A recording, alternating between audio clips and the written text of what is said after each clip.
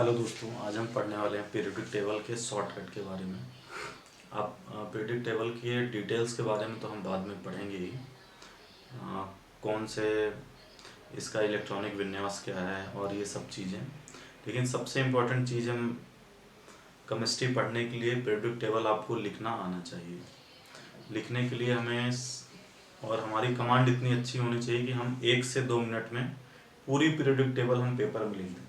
तो उसके लिए क्या है, हमें थोड़ा सा शॉर्टकट एक पता होना चाहिए। मैं शॉर्टकट इसलिए नहीं बता रहा हूँ कि बहुत सुनने में अच्छा लगता है, लेकिन अगर आप 1 से 2 बार 3 बार अगर उसको याद करेंगे तो एक बार क्या है, पीरियोडिक टेबल आपको लिखने में आसानी हो जाएगी। और जब लिख पाएंगे तो फिर क्या है, उनसे सभी चीज़ों को रिलेट कर पाएंगे। और मुझे लगता है 11th में अगर आपने अच्छे से कर लिया तो फिर आपको पीरियोडिक टेबल हमेशा के लिए याद हो जाएगी। तो आइए हम देख लेते हैं शॉर्टकट के बारे में। मैंने लिखा है, सबका अपना अपना शॉर्टकट होता है, लेकिन हम देख लेते हैं। जैसे ये देखिए, हाइड्रोजन लिथियम। अब मैं थोड़ा सा पढ़ते जाता हूँ, इसको ये देख लेते हैं। आप पीरियोडिक टेबल खोल के सामने रखिएगा, मैं इसको शॉर्टकट बोलते जाता हूँ। हलीना की रब से फरियाद, मतलब आप समझ लीजिए कोई हलीना मौसी हैं, उनकी रब से फरियाद है कि मैं बहुत अमीर हो जाऊँ और मुझे पीरियोडिक टेबल याद हो जाए। तो ये मैंने ग्रुप लिख दिया है। ग्रुप मतलब हिंदी में बोलते हैं वर्ग एक का। तो हलीना मौसी क्या बोलती है रब से कि मैं बहुत अमीर हो जाऊँ। दूसरी बात क्या है, अब इधर मौसी है, दूसरी तरफ कौन है, बेटा। तो बेटा बोलता है अपना काम स्कूटर से ही चल जाएगा। तो इधर है बेटा मांगे कार स्कूटर बाप राजी। बेरिलियम, मैग्नीशियम, कैल्शियम, सेलेनियम, ये सब आप देख लीजिएगा। मैं एक बार शॉर्टकट बोलते जाता हूँ। फिर इधर है 13 ग्रुप में बोरॉन है, एल्यूमिनियम है, गैलियम है, इंडियम है, टैलियम है। तो बाल गंगाधर इंडियन तिलक, और ये चीज़ आप अगर लिखेंगे तो अपने आप याद हो जाएंगे। सेम इधर है 14 ग्रुप में कार्बन, सिलिकॉन, जर्मेनियम। तो कहें शिवजी सुने पार्वती जी, और ये आप याद कर लीजिएगा। फिर 15 ग्रुप में है नाना पाटेकर, ऐश्वर्या सब भिखारी। यूयूपी आप इसे याद कर लेंगे। फिर है 16 ग्रुप में ऑक्सीजन है, सल्फर है। ओल्ड स्टाइल से टी पो, और एल याद कर लेंगे। मतलब देखिए, हलीना की रब से फरियाद, मतलब मौसी रब से पैसा मांगती है।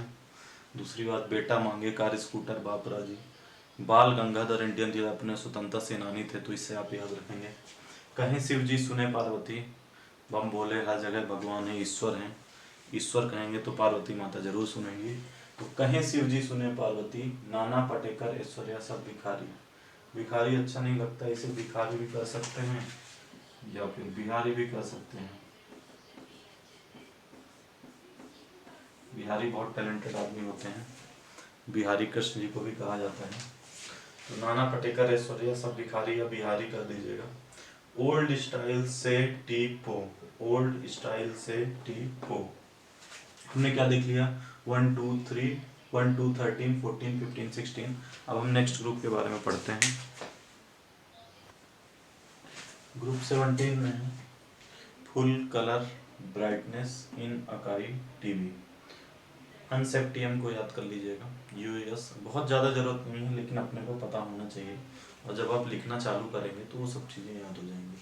Full colour brightness in Akai TV. 18 group में है helium, neon, argon, krypton, xenon, radon. Ununoctium, ununoctium UUO. तो हेमंत नितेश अर्पित करें जेनॉन, रेडॉन। इसमें क्या आएगा 17 में, full colour brightness in Akai TV, full colour brightness in Akai TV. 18 में क्या आ जाएगा, हेमंत नितेश अर्पित करें जेनॉन, रेडॉन।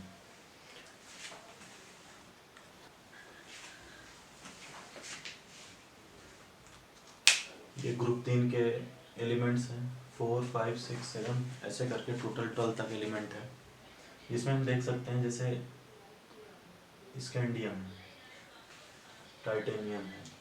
तो इसे हम ऐसे याद करते हैं, तो इसमें क्या थोड़ा सा अपना शॉर्टकट बन जाता है।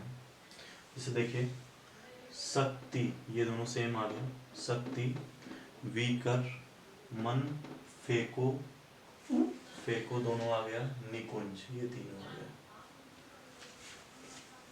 शक्ति वी कर मन फेंको निकंज। मतलब शक्ति पाके अपने आप को कमजोर मत समझो, मन को अपने कमजोर मत समझो, नहीं तो कोई निकुंज मतलब घर से बाहर भी निकाल सकता है। अगर ज़्यादा शक्ति आ गई आपको, ऐसे घमंड, तो शक्ति भी कर, शक्ति अगर मिल गई तो अपने आप को कमजोर मत समझो, लेकिन इसका मतलब ये नहीं है कि अपने आप को घमंडी समझो। तो शक्ति भी कर मन फेंको निकुंज। फिर क्या है, यारी, ये अपन इसमें आ जाएंगे, यारी जरा निभाना, यारी जरा निभाना, मौत तक रुकावटें राहें पड़े आग में कूद जाना। मतलब यारी अपनी इतनी खतरनाक होनी चाहिए, सोले टाइप की, कुछ भी आ जाए अपन आग में भी कूद जाएंगे, पानी में भी, समंदर में तैर जाएंगे, कहीं पे भी। तो यारी जरा निभाना, मौत तक रुकावटें राहें पड़े आग में कूद मत जाना। फिर लेंथेनाइट श्रेणी में क्या आएगा, ला हफ्ता वरना रे, उधर इधर से पिटाई और होगी। मतलब हम अपन भाई लोग हैं, अपन सब भाई लोग हैं, मतलब हफ्ता अपने को चाहिए, हफ्ता चाहिए, अगर नहीं मिलेगा तो पिटाई उठाई भी हो सकती है। उसके लिए आप स्वयं जिम्मेदारी से पढ़ाई करें और आपका सिलेक्शन भी होना चाहिए। फिर लास्ट में क्या है, एक्टिनाइट श्रेणी, एक्टिनाइट श्रेणी में क्या आएगा, अकेला रदरफोर्ड डूबा सागर में, बोहर हंस मत। मतलब ये सब आपस में दोस्त थे, तो क्या होता है, अकेला रदरफोर्ड डूबा सागर में, बोहर हंस मत, डराएगा रदरफोर्ड कमरे में। मतलब अगर रदरफोर्ड अकेले डूब गया तो बोहर को क्या बोलता है, भैया हंसना उतना मत, अगर मैं समुद्र में नहीं बचा तो मैं रात में आके कमरे में आके डरा भी सकता हूँ। इसलिए ज़्यादा दोस्ती हमेशा मजबूत रखनी चाहिए, डूबने उबने नहीं देना चाहिए। ठीक है, तो शक्ति वीकर मन फेंको निकुंज, यारी जरा निभाना, मौत तक रुकावटें राहें पड़े आग में कूद जाना, कूद जाना भाई, दोस्त है तो कूद जाएंगे। ला हफ्ता वरना रे, इधर उधर से पिटाई और होगी, अकेला रदरफोर्ड डूबा सागर में, बोहर हंस मत। तो आइए हम देखते हैं लेंथेनाइट और एक्टिनाइट श्रेणी के बारे में। ये थोड़ा सा लंबा है लेकिन अपन याद कर सकते हैं। ये समझ लीजिए कि भारत है, उसके आजू बाजू के देश हैं, वहाँ पे सीमाएं हैं, वहाँ पे दुश्मन है।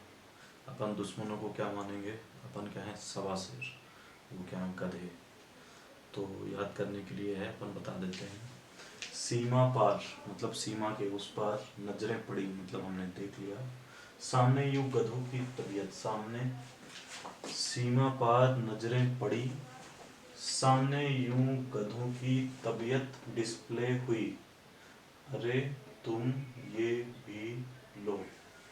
मतलब सीमा पार है, दुश्मन है, अपने उन पे नज़रें पड़ गई, अपने को डिस्प्ले हो गई, क्योंकि अपन टेक्नोलॉजी वाले लोग हैं, इंडियन लोग हैं, तो उनकी तबीयत अपने को दिख गई, भैया इनका बीपी हाई हो रहा है, तो इनको थोड़ा देखना पड़ेगा अपने को। तो जब हाई हो रहा है तो अपन क्या है, बहुत बड़े देश हैं, अपन उपकार करते हैं, तो अपन भी दवाई दे दिए कि भैया तुम भी ले लो दवाई, तुम भी ठीक हो जाओ, अच्छे से रहो खुशी से। तो सीमा पार नजरें पड़ी, सामने यूं गधों की तबीयत अपने को दिख गई, तो अपन ने क्या कर दिया, उनको दवाई दे दी है। फिर एक्टिनाइट श्रेणी में क्या होगा, थोड़े पहलवान यूं निपटेंगे, पुराने आम कम बिकेंगे, कैलिफोर्निया में ऐश फरमाओ, मैंडलिफ नोबल लाओ। मतलब क्या है, ये अपने वैज्ञानिक लोग हैं ना, ये मैंडलिफ लोग, ये क्या है, पहलवान लोग हैं। तो ऐसा है कि भैया पहलवान लोग हैं, तो थोड़े थोड़े पहलवान निपट जाएंगे। पुराने आम भी जो हैं बोलते हैं अपने कम बिकेंगे, तो अपन क्या करते हैं, एक्सपोर्ट कर देते हैं विदेश में। कैलिफोर्निया में से जब अपन एक्सपोर्ट कर दिया आम, तो कहाँ जाएंगे, कैलिफोर्निया में।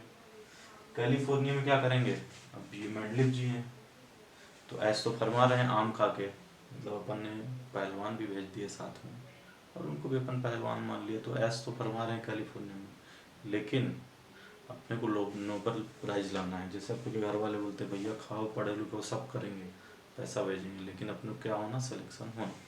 तो ये थोड़े पहलवान यूँ निपटेंगे, पुराने आम कम बिकेंगे, कैलिफोर्निया में ऐश फरमा लो, लेकिन मैंडलिफ नोबल लाओ। तो सीमा पार नजरें पड़ी, सामने यूं गधों की तबीयत डिस्प्ले हुई, अरे तुम ये भी लो, थोड़े पहलवान यूं निपटेंगे, पुराने आम कम बिकेंगे, कैलिफोर्निया